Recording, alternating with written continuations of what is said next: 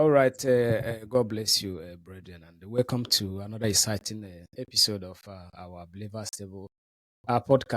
We are the seed of Abraham. Amen. They're the royal seed of Abraham. As today, and with me we have brothers and sisters who are going to share our experience today. Like we always said, the Believers Table is a place where we come to share our experience and talk about the message. So, without taking much of your time, I will pass over to Brother Dan, who will introduce the sisters that are with us today. God bless you, brethren. Show everyone. Two blessed big sisters. We're here to share their experience. We have our blessed sister Nora. You want to say hi? God bless you. Hello. And sister Aisha as well. God bless you. So, sides. I actually don't think I've heard each of you guys' story. Probably previous episode. I'll learn something as well. But to get us started off, I do have I'll call it icebreaker, a little mini game. You guys know I like my quizzes. So, I didn't warn you about this, so no pressure. This one's a bit different from last week, so we're gonna have it. So it's gonna be guess the song. Okay. So I'm gonna read out some lyrics. So I'm not gonna sing them. I'm gonna say any tune. Yeah. I was Jason, you're involved as well. I'm not gonna sing it. I'm just gonna read out the lyrics in the most mundane voice possible, and you have to see who's the first one to guess the song. To make it somewhat easier, I've tried to go for him. So I tried to go for him. Okay. Great. I was worried about the new stuff because I'm very out of touch with the new stuff. Exactly. So I didn't want to make it too niche. So we're gonna go for the first song. Here we go. And of course, I won't be saying reading the chorus. I'll try to make it as obscure as possible. So actually, the first song's easy. Sorry. Okay. Here we go. My gracious Redeemer, my Savior art thou. My Jesus, I love thee. My Jesus, I love thee. That's it. All right. I was singing that one today, so. Oh, right. There we go. In sync. Next song.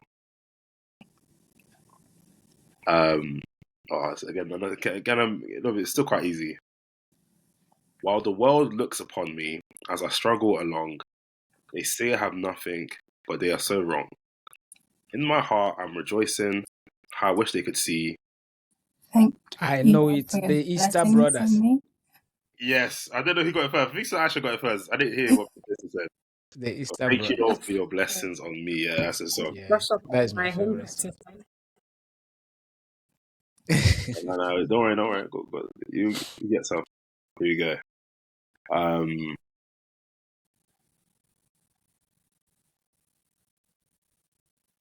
Another easy one. Jesus has changed my whole life.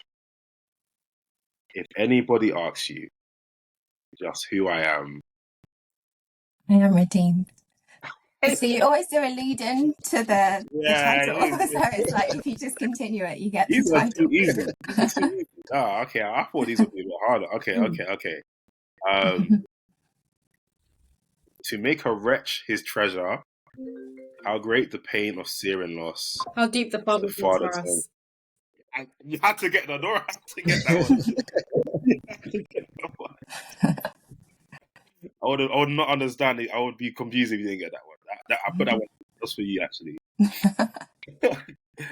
I see. Just because I had to get you sang it very beautifully. God, I got it this one. Yeah, well, I thought I put one in that everyone could get, but it's just actually really good. It's actually my last one. I didn't think I thought these would be a bit harder. This is my last one. Okay. We give you all the glory. We worship you, our Lord. Alpha and Omega. Yeah, that's it. Oh. Well done. That's it. Jeez, bro, yeah. We give you all the glory. We worship you, our Lord. You are worthy to be praised. You are Alpha and Omega. We worship you, our Lord. You're worthy to be praised. Yeah. Wow. Okay. I thought that'd be a lot harder. I feel like I should bring another one. Go for it. Another I'm on game. a winning streak now, so. Yeah. Okay. Actually, we can even bring in the game from last week, because that last week was fun. Yeah, that was Yeah. was It's fun. the Guess Who game where you have to. I'll give you a clue about a character in the Bible or in the message, and the clues will get easier as they go on. And the first one they get, who the person I'm speaking of, gets the point. Let's go for, okay, this person was the adopted father, or like, adopted father to a prophet. I like that. Keep it quite broad. Samuel. Father. No. Oh. Joseph? Sorry, not Samuel. No. Eli, not Samuel. I don't know why I said Samuel. Yeah, so No. Really? Adopted father. Adopted father. Or adopted grandfather, my apologies. Adopted grandfather, I believe. No, that's Is adopted Pharaoh. father. Huh? Pharaoh. Yes. that was a good one. Yeah, Pharaoh. Actually, Pharaoh, his name is Seti the First. Seti, yeah. The father to Moses. Okay, another one. This individual was brought up Methodist. Was brought up Methodist. Is it John Wesley? No. Luther. Yeah. Sorry? I was going to say Luther. Or was that the wrong one? I always get them out of order. Okay. This one should help. Was brought up Methodist and was a close friend of the prophet. His name is on the tip of my tongue, and I can't remember. Close friend of him. Is it No clue. No clue. Okay, I feel like if you don't have a clue, is it William? Want? Is it want? No. Boss what? No. Okay. Last clue. Hopefully this should be the one. Brought up Methodist, close friend of the prophet, and was a pastor. Brother Bosworth? Oh, no. No idea. I'd just be guessing. Yeah, keep guessing. The word green in it by any chance. I don't know why I've got green in my head. No. I think you're thinking Perry Green. Yeah, I think I'm thinking of Perry Green. Is it Brother Man Neville? Yes, Ulmer Neville. Yeah. I didn't know that. Yeah, he brought up Methodist. Okay. It was a pastor. Yeah. But I think I'll leave it there. Okay. I'll just leave it there. I want to just get our brains working, get us warmed up for this session. Okay. Yeah. That was fun. At least. I'll let you continue and ask and go into it. Yeah, relax in the nerve. So do you want to take the first shot or? No, yeah, go for it. Okay. So I think I'll first of all like Brother said in the beginning, if maybe if something that you can relate to, you just kind of buttress the point. That is actually what we're trying to say here. Is like we talk about our experiences. Most of us to we come to the not like we come to the message, because if you say we come to the message, it's not by our own doing that we come to the message. Like when the Lord find us, that actually will be the right word to say, because if we on our own free volition, we won't even try it. So the experience like we want to share is centered around how the Lord find us, So I will ask Sister Aisha to just share his experience with us, like how what was your journey like? So I came to the message probably when I was about 7. So some of you will know Sister Christina Rose. She was the person who actually brought my family into the message. So we all used to go to school together, and I think a friend of a friend called my mum to come round one day. And as Sister Christina was talking to my mum, she saw the pillar of fire, and the pillar of fire spoke to her heart and told her that what Sister Christina was saying was the truth. And so we went to church with her, and the rest is history, as they say. So obviously, it's that wasn't my testimony. What's that? Mind blowing. Just casually drop that in there. Yeah, no. Wow. But it's her testimony. So if you ask her about it one time when you see her, she'll gladly share the proper full testimony. But yeah, that's her testimony. Obviously, we all, I'm young, 7. We started out in Brother Peter's church, and then for myself, I would say the decision I made, like for the Lord properly, was like after uni, we came back to ABCA, and it was at Highley actually.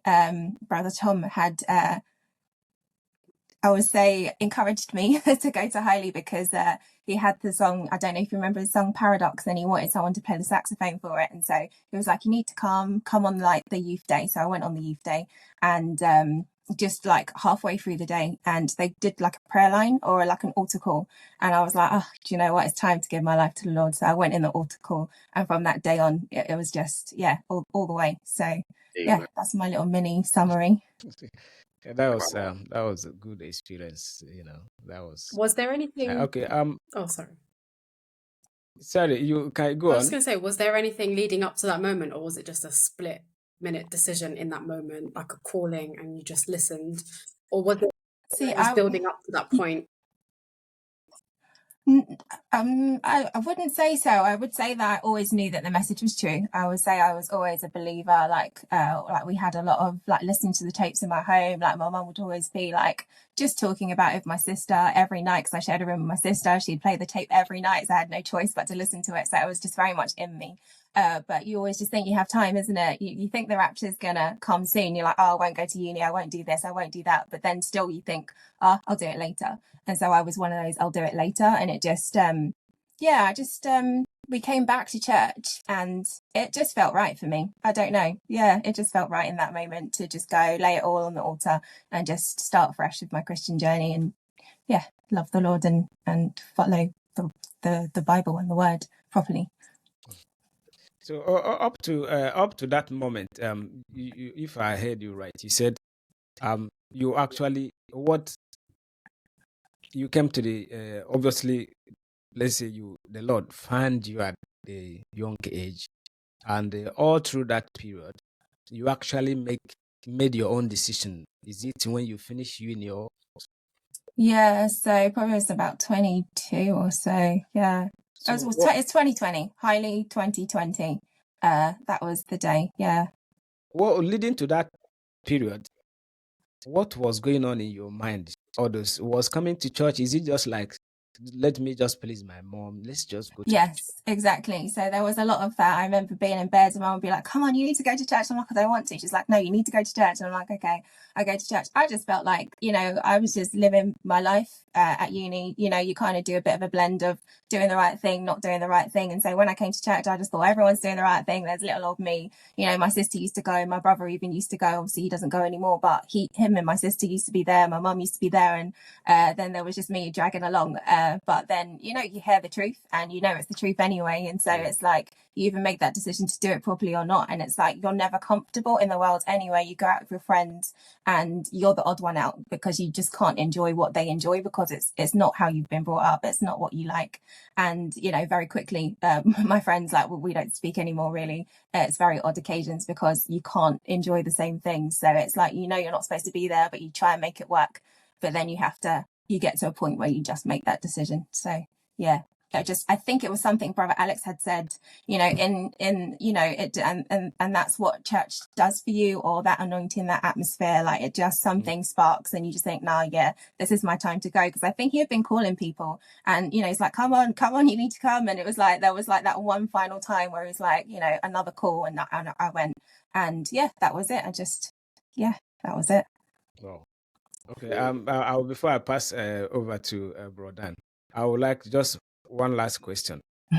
because you know, having the environment that there's a lot of peer pressure and stuff like that. How did you cope? See, that was the hard thing because we had done a lot of home tape church as well, so we weren't always going to church. So again, it was around the end of uni that we started going back to OPCA as a family. So I didn't really have that many friends that were in the message, and so my friends were worldly friends, and it was hard. And yeah, I got to a point where I was like, actually, no one is like me, and everyone is just doing what they want. I remember I lived with 5 other girls in a house, and we had this conversation one day, and we were talking about our expectations, our life, like the things we hold as values and so on, and everyone went round, and in that moment I was like, oh, everyone's different. And it was really hard. I always used to look, when I came back to church, I always used to look at some of the younger ones. They had their peer groups and their friends, and I always just thought, maybe if I had had that, I would have maybe made different choices and things. So that was something that got me for a very long time. But again, I don't think as an older adult, looking back at that and seeing who's still in church, who's still serving the Lord and who isn't, it's not that keeps you, it's not your friends, it's not your family, it's your own personal individual relationship with God. And so, I kind of have a bit of peace in that sense as well. So yeah. So was there any somebody, because Abraham said there is somebody that is watching us, our every step we take. And obviously sometimes when we hear those things, he said, who is watching me? But you don't know. During that period, were you particularly watching at anybody, like somebody you say, like, if this person goes wrong, that might kick me off or kick me in? My sister has always been like, she's like the golden girl. She's always like, it's she's the one who I kind of look to. She's followed the path straight, like her stand for the message, the way she lives her life, even as a wife and a mum now. Like she's always been the person that I look to and seek advice from, and so on. So yeah, it'd be her. Yeah, That's amazing. That's I amazing. relate to that as well. Yeah. Yes. Yes. What's the difference? I don't want to say annoyingly, but it's a blessing that he's very. He stands very firm on the word. Sometimes you can have an issue, and it feels like you're having a humanistic issue, but he'll come and just give you scripture. He's not gonna meet you at your emotional level. He's gonna be like, Yeah, it will be cold. yeah. I've been on the receiving end of one of those. I relate on that. Wow. I was thinking, because I know a little bit about Sister Nora's story, and I want to touch on that, because I feel like it'll be slightly different because of that. You didn't have that same sort of Christian atmosphere, if I'm not mistaken, growing up. Yeah. If you get, in fact, I'll let you take the floor. Before I do, I just wanted to say I 100% agree with what you said, Aisha, about at first you think it's, if I have the friends and that will make me want to come, but you've got to take that stand for yourself. Everybody that I was friends with when I first came to church 7 years ago, I think none of them are actually still there.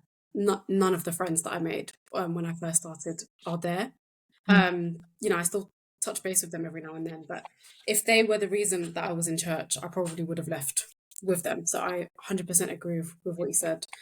But Daniel, you're right. My story is different. I definitely didn't have a Christian upbringing. I was raised like Muslim, but I was blessed in the sense that my parents were not like very strict Muslims. And I think even that played a part in me pulling away from it, because maybe if I was raised in a really strict household, I would have found it harder. Not that God couldn't do it, but there would have been much more of an internal grapple for moving. So yeah, I didn't grow up in a super Muslim household, but I definitely grew up in a very Arab household. And funnily enough, a lot of the things that I grew up learning culturally are things that made me respect the message more. I grew up around a lot of Christian friends who would wear very short skirts, lots of makeup, and say, yeah, I'm a Christian. And I could just never take Christianity seriously because of it. So for me, it was like, I would never in my life ever become a Christian. Like, they don't respect their own religion. They're saying, yeah, I go to church every Sunday, but they're at the clubs on Friday and Saturday night. So I just felt like they were being such hypocrites. But because a lot of the Christians that I saw did that, to me, that was just Christianity. You know, because people would say things to me like, oh, it doesn't matter what I do because Jesus died for my sins. And I'm like, well, where's the accountability then? How does that, how does that make sense? So it just never made sense to me. So to be honest with you, I used to actually ridicule Christianity. I used to think it's actually so silly. People are saying that they love Jesus and they're living a complete opposite life. But then I visited, OBCA was actually the first ever church that I'd set foot in. And I did have an idea of what I thought it was going to be based off of, like American preachers and Pentecostal churches in America. So I did I had an idea in my head of what it was going to be like. But actually, I remember sitting there and thinking, am I in a church? Because I was hearing about like science. There were quotes about Brother Branham about NASA. I think there was a message that was being played that was about, you're an eagle, born amongst chickens. And I was thinking, wait, am I an eagle? And I was amongst chickens. I remember just asking myself, and I was thinking, okay, this was a good day for them. If I come back next week, it probably will be bad and it will prove everything that I thought about Christianity, and then I'll never come back. But just to make sure, I'll come back next week. And then I came back and I was like, why does this feel like Christianity, but like the latest version? Like, that's how it felt. Like having like the latest iPhone that was out. It was like, it felt so modern.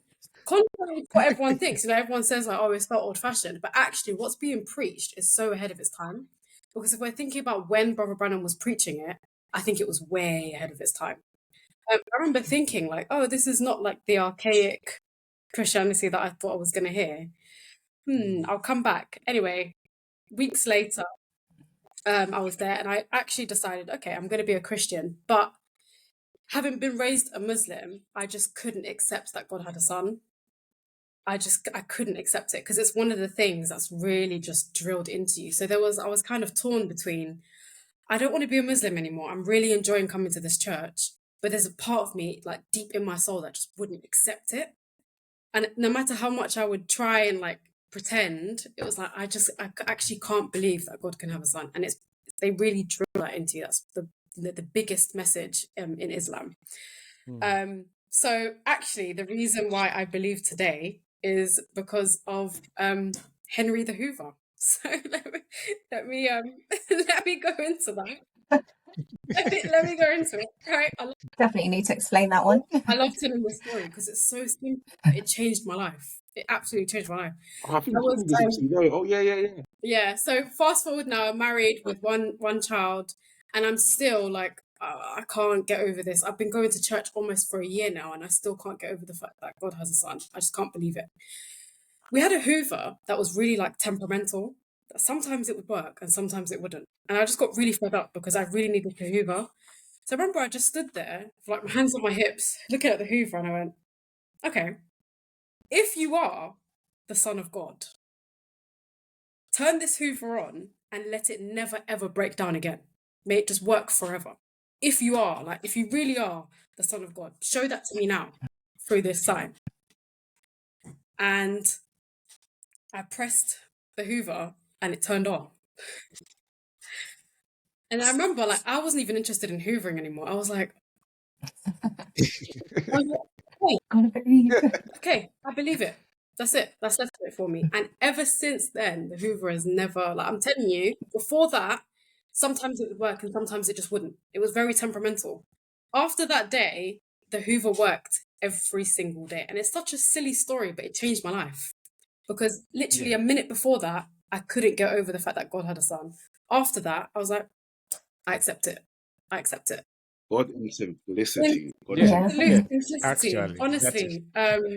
Like sometimes we think we pray and it's going to be like this big, sometimes we do think it's going to be the pillar. We expect the pillar of fire to come to us and tell us this is the right thing to do. But sometimes it's good old Henry the Hoover. You be vessel. And that just to kind of talk about that Henry, you think that is just insignificant because Brother Branham said when you said let this mountain be moved, he said that mountain in reality may not actually move. But he say if one grain of sand loose from that mountain, that mountain is moved. Mm. So that hoover, so somebody may not mean much. You say, okay, maybe people will reason it, but that is God in simplicity, like Brother Dan said. I agree. I love that. I think it's so powerful to see the two stories that is God working in a great way, God working in another great way, and it's just as great as He is in a different measure. And to each of us, 4 people here, 4 different experiences that led us to the same answer, that the message is the truth. And God is so loving and caring that it's not a one size fit all. He knows. Yeah. He knows us by name. He said he calls all the stars in the sky by name. So each of the names we see here, the people we see here, He thinks about us. And He knows what our needs are. And yeah, I remember when you first said that. I was thinking, whoa. Yeah. Like, I thought that was crazy. That's something that's, for me, that's something crazy. That's something crazy. Like, whoa, that would have changed. You know what I mean? And so, and to someone else, it'll be like, oh, it was just a Hoover. And so then something also you told me some time ago, Nora, where you said like you should never take for granted that we're able to receive the word, to see that sign, or to go to service and to see, oh, this church is different, and then finally, get to the place where you can fully accept the truth of the message, or going to being part of a church for all these years, hearing the message, and then finally one day deciding, no, I'm going to go to the altar. And that call inside of us. We'll talk about the deep call to the deepness, the deep to respond. Something within us, that seed of God within us, that germ of life, that's it of God. We can never take that for granted. It's such a privilege that we're predestinated to search and hunger for life. So yeah, these testimonies for me, they encourage me. If no one else is encouraged, I'm encouraged to hear how God. Even like what you said, for somebody to make up their mind to go to the altar. But Branham said, each time Brother Branham finish preaching, he would say, "Raise up your hand." You will hear him in the sermon saying, "Lord, they have defied gravity." By raising up your hand and by doing all those things that people say, "Oh, it doesn't really matter. Maybe go to the altar." There's a power that will ask you to sit down, say, "Don't go, don't go." Mhm. But when you defy those powers and make that move, it's a great move, So that was an amazing story. So, Stanora, your background is a little bit like on the extreme, if I may put it that way, because from where I come from, we have a mixed religion. From someone from that background to even convert to normal Christian is hard. Yeah. Then to believe the message is another story. So how did you cope during all those periods, like your family not being a Christian, and was there any conflict? Like, I know here is England. Obviously, people can do what they want, but did you kind of face any friction with your family? Yeah, I've lost a lot. But actually, I haven't explicitly told them that I'm now a Christian, but they know that I'm married to a Christian. They are under the impression that I'm an atheist because they know that I'm not Muslim. They know that for a fact. Yeah. I think they're scared to ask me directly because they don't want to hear the answer. They would rather in their minds think that I'm an atheist than entertain the idea that I could potentially be a Christian. But I decided to drop all of that life sort of behind me, and I'm with you're either with me or you're not. I'm leaving the world behind me, and I'm following the cross in front of me. How I coped during that phase of life is I've been blessed with, to even put the word in-law next to it, I'm a bit uncomfortable, but I'm blessed with with the best mother-in-law ever. She is my mom. There's no doubt about that. She's my mom. Every time I've had a baby, she's been there. She's even done the first bath for them. When I've been studying, she prays for me. She will we'll talk on the phone. She's my confidant. I can call her and say, there's an issue I'm going through. Can you help pray? She is my mom, and that's how I dealt with, and I dealt with that period of my life. And I feel like, God never leaves you, without something there to help you through that transition. And I honestly believe that she's my mother-in-law for a reason, because she's not even, I don't even like using the word in-law. She's my mom through and through, and she got me through all of it, and she still is getting me through all of it. And she's the best role model to me, as a wife, as a mother. And I'm just blessed to have her in my life, and I feel that she serves the purpose that God wanted her to serve in my life. Wow, that is Amen. that is amazing. That is amazing. I was gonna say, so even in that, we know how God says He's part of the Father. Like whatever we're lacking, that's what God is. Yes, He yes. completes us. Yeah. So even in the same sort of vein, I want to ask this Aisha, like how you said that when you were in uni, you had those 6 friends, and I mean, I can relate again, similar, having to turn your back on people, like your close people, to follow this, like having to leave people behind because of what you stand for is never an easy thing, but it's mandatory. So how was that experience for you? I think it was phased. So it was like they were going out and I was like, oh, do you know, I can't go to that particular place. Or it was like one that really got me was my friend's birthday and I just couldn't go. And it was like, I don't know if it was like a major one for her, like maybe 25 or so. And that really hurt her that I didn't come. So we don't talk now. Like, and she was my closest friend because we lived in that house, but then we lived for 2 more years after that together. And it's just, she was my closest friend. And that's how it goes sometimes, but I wouldn't trade that for my salvation, for living the life, for doing the right thing. But yeah, I mean, I always do like to think as well that sometimes things come back around. So there are other friends that have come back into my life and we can respect those boundaries. And actually they're even exploring their faith more in a denominational way, but it's still like we can vibe and talk about the word together as well. So it was hard, yeah. And then you have to reestablish like church friendships as well and find your fit there too.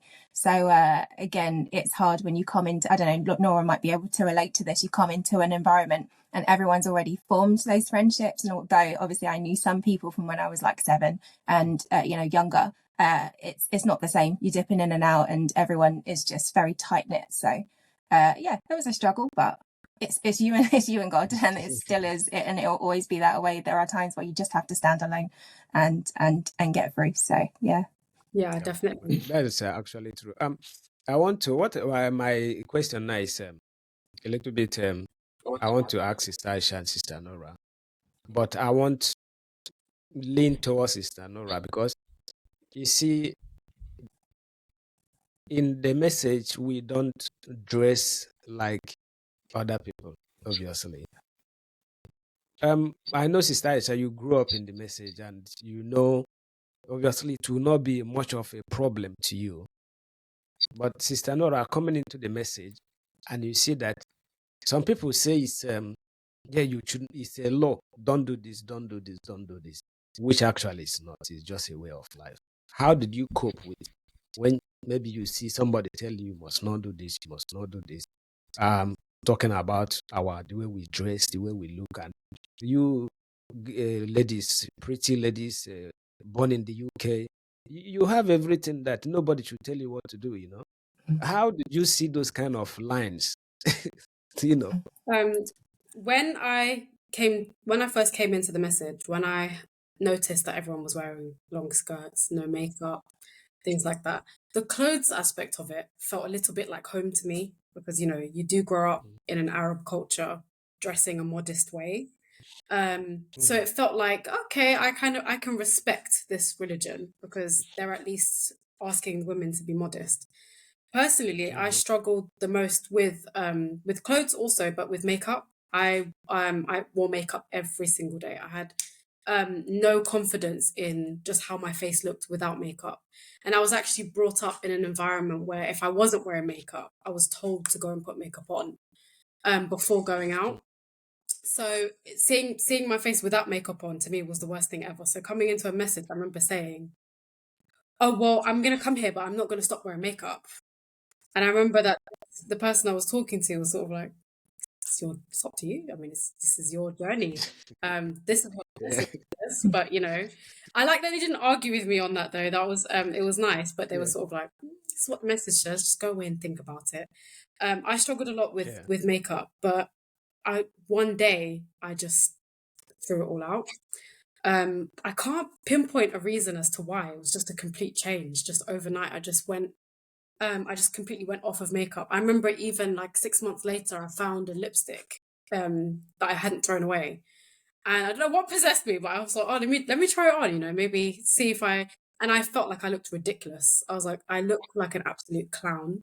Thank God I threw all the makeup away. Why did I even have lipstick in this color? This is ridiculous. I remember for the clothes, I have a testimony behind the clothes, because I was coming to church for a while, to be honest with you, before I got married and had a child, but I still wasn't dressing modestly outside of church. So I was still wearing trousers and things like that, and just praying for God to.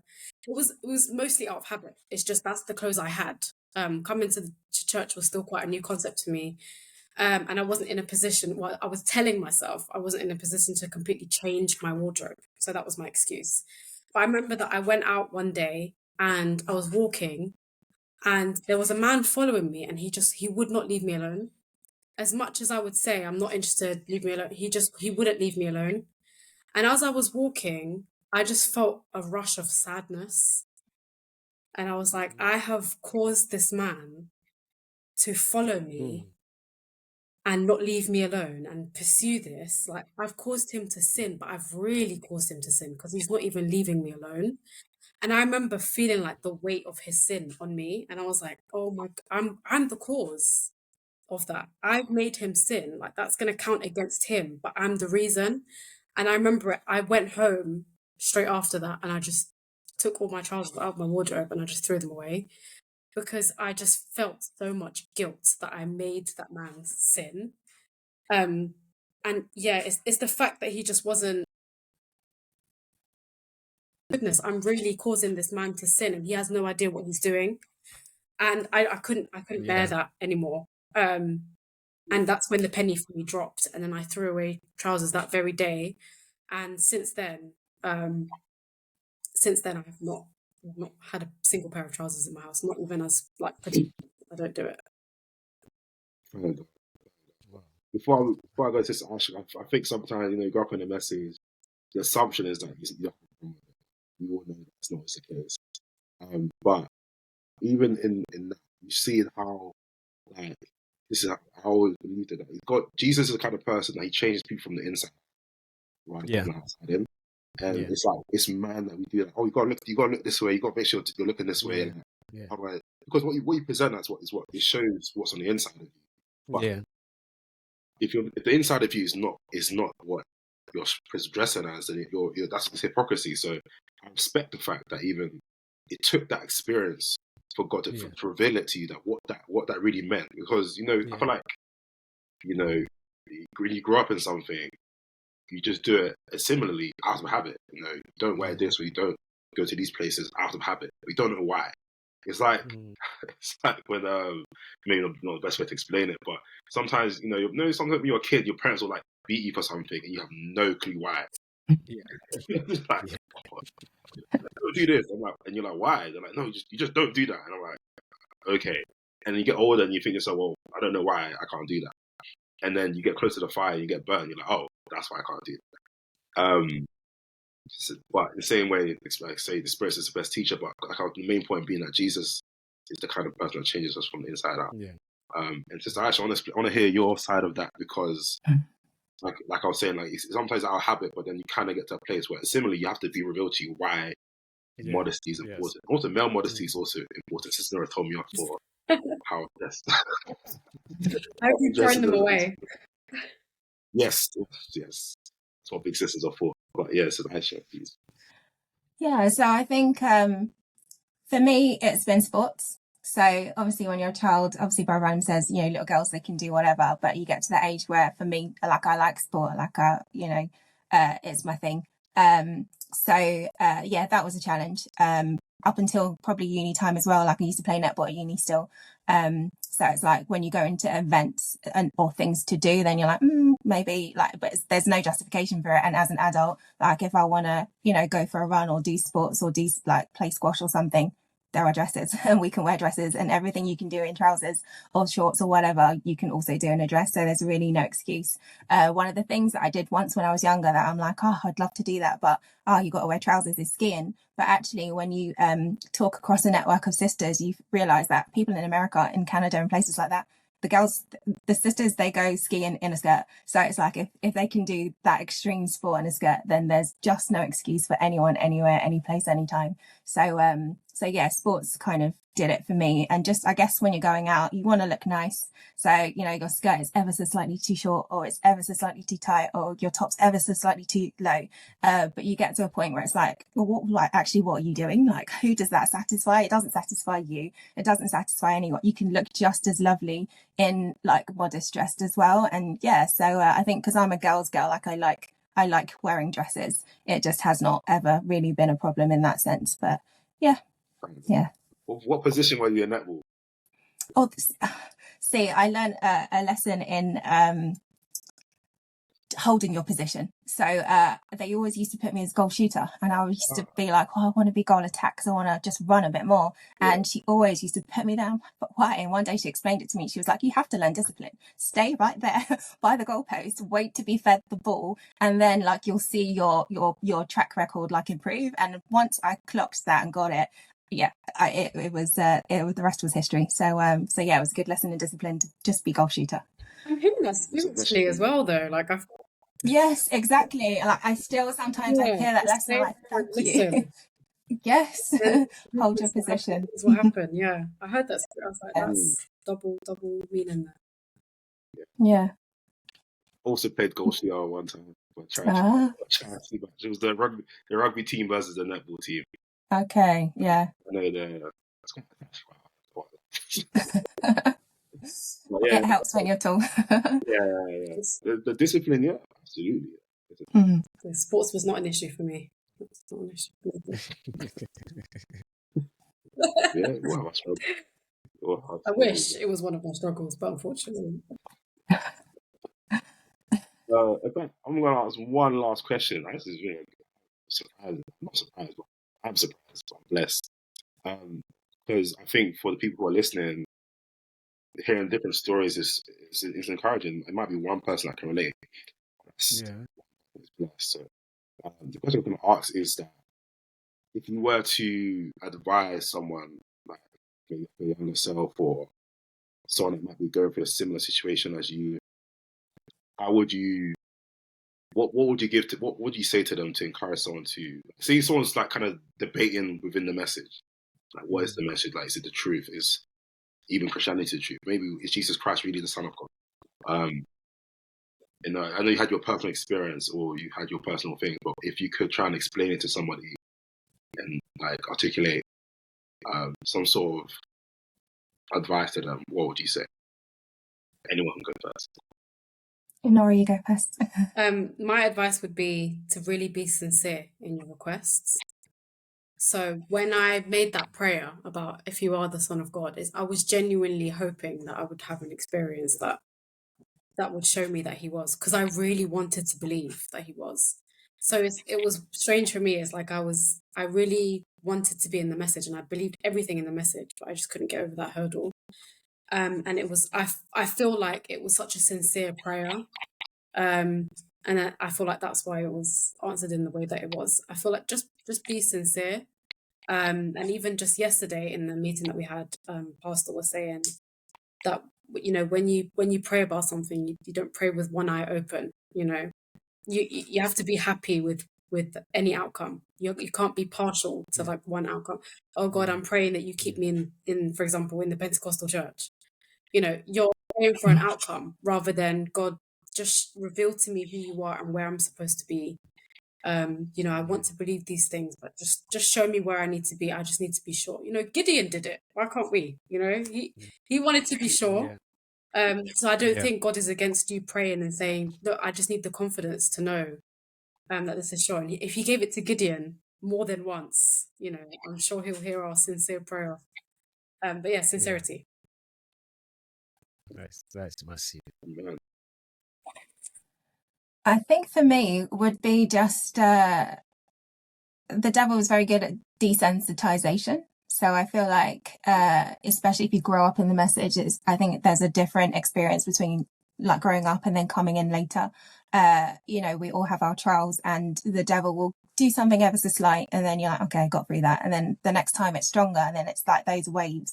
So for me, it's to just try to identify the devil in every single one of his tricks. And one thing I've learned as an adult is that every single situation, bar one that I was talking about the other day, and I've yet to read all of the messages, so I'm sure it's there somewhere, is that everything is in the Word. You pick up the Bible and you think, oh, but that's what I went through. Or you pick up the message, you think, oh, that's exactly my situation. And you just think, the Bible is true then, and then the message is true then as well. So it's staying with the Word is really where I would lean towards in terms of advice. Just pick up the message. If you want to do something and you're not quite sure, it's there. The advice is there.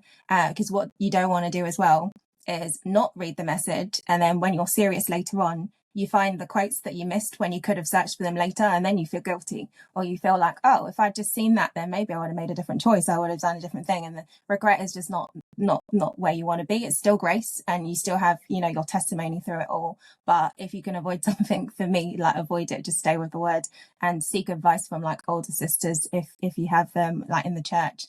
Have a friend, find someone you can confide in to kind of, or for brothers, older brothers as well, because I'm sure brothers have their own separate challenges as well. So yeah, that would be it, I think.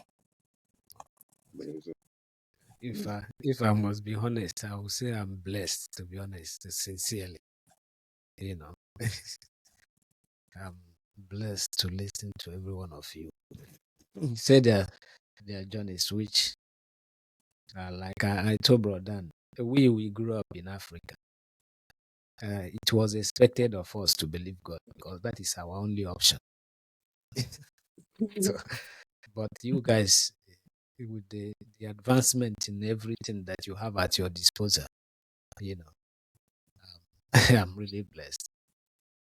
So, brother, and before we wrap up, what you have to say? I'm just blessed. I'm very, like, just like you're saying, you big sisters anyway. So amazing to hear their stories. You know, having people like having people who are gone before you to then relate to your experiences, your struggles. Being a message believer is so valuable because there's so many times when people share their stories, their testimonies in church. There's testimonies that I can think of that from both these sisters that I remember that I might mention them now. And I think to myself, like, wow, God could do it for her. How much more? You know, for me, Yes. little old me, you know, I'm going through this little problem. Of course, God is more than able. And it's like, again, it's showing that, you know, some through the fire, some through the flood, but all through the blood. Like, different paths, different journeys. And again, we come to the same place. Yeah. And God is not haphazard, but He deals with us and how He works. But this podcast, these voices that are coming out into the internet will be someone that could these experiences and testimonies. It is a testimony of God. We're living Yeah. testimony. We're written Yeah. epistles, read of all men. That's what we're living. That's what we live to do. Mm.